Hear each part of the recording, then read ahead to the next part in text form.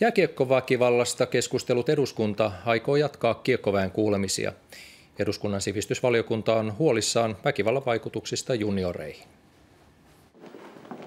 Jääkiekkomiehet pääsivät tutustumaan eduskunnan toimintatapoihin, kun sivistysvaliokunta halusi tietoa kaukalotappeluista. Pöytään katettiin urheilun kasvatuksellinen tehtävä ja kiekkoväkivalta parin viikon takaisessa HIFK-Jokerit-tappelussa. Kuultavina olivat Jääkiekkoliiton, Pelaajayhdistyksen ja SM-liigan edustajat. Se ei suinkaan ollut puhuttelu, se oli avoin keskustelu, jossa niin kuin totesin, oli erittäin hyviä kysymyksiä, jotka voisi sanoa, että niihin kysymyksiin tarttuminen tulee kehittämään meidän toimintaa. Kyllä valiokunta minkin on siinä lisänä. Kyllä me luonnollisesti luotetaan siihen meidän omaan kasvatus- ja koulutustoimintaan, joka on hyvin laajamittaista niin valmentajien kuin pelaajien suhteen. Miten me saadaan sitä pelaajien keskinäistä kunnioitusta kasvatettua ja kaikkien jääkiekkoparissa toimijoiden keskinäistä kunnioitusta kasvatettua. Jääkiekkoliiton valtionavut eivät ole tappeluottelun vuoksi uhattuina.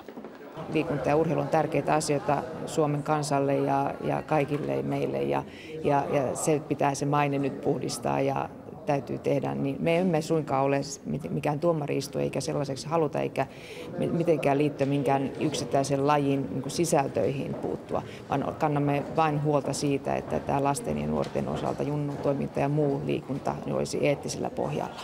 Urheiluministeri kuitenkin ihmettelee Jääkiekkoliiton puheenjohtajan tapaa suhteuttaa jääkiekkoväen omaa rangaistusjärjestelmää poliisitutkintaan.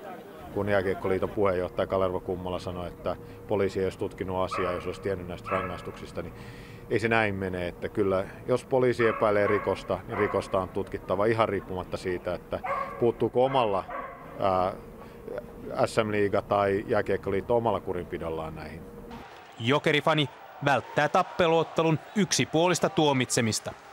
Pitää nähdä, että siinä oli kaksi osapuolta, että vaikka sen sitten niin kuin tähän Semir Bennamurin taklaukseen ja tappeluun niin kuin se huipentui, niin siinä on paljon ollut jo vuosien ajan kytenyt ja ollut tämmöisiä yhteenottoja.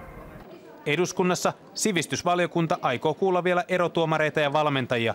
Valiokunnassa ei vielä osata sanoa, johtavatko kuulemiset lopulta johonkin.